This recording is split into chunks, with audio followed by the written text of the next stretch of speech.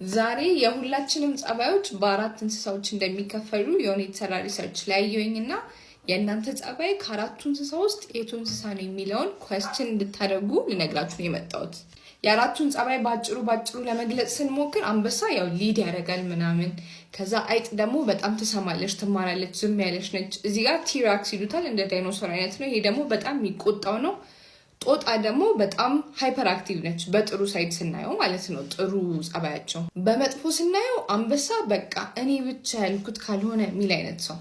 አይጥ በመጥፎ ስናያት ደግሞ በጣም በቃ እንደዚህ ሽምቅቅ ያለ ራሱን አቮይድ የሚያደርግ ሰው፣ እኔ ያላቅም በቃ ብሎ የሚያስብ ሰው።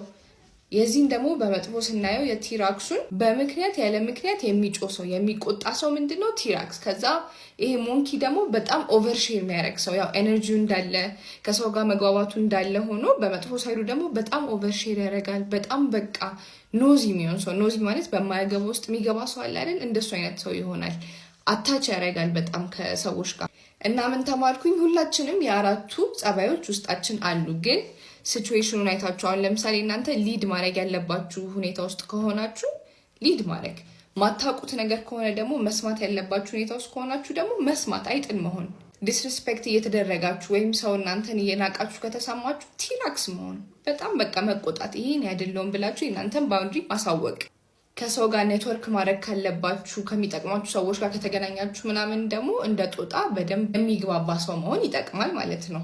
ሁሉም የራሱ ጥሩ ጸባይ እንዳለው ሁሉ ሁሉም የራሱ መጥፎ ጸባይ ያለው እና ለምሳሌ አሁን አብረው የሚግባቡት አንበሳና አይጥ፣ አንድ ሰው ሊድ ሲያደርግ አንድ ሰው ቁጭ ብሎ የሚሰማ ሰው መሆን አለበት እንጂ ሁለት አንበሳ አንድ ክፍል ውስጥ ሆኖ ወይም ሁለት ቲራክስ አንድ ክፍል ውስጥ ሆኖ ማንም ማንንም መስማት አይችልም። እና ከነዚህ ጸባይ ውስጥ የእናንተ ጸባይ የቱ ነው?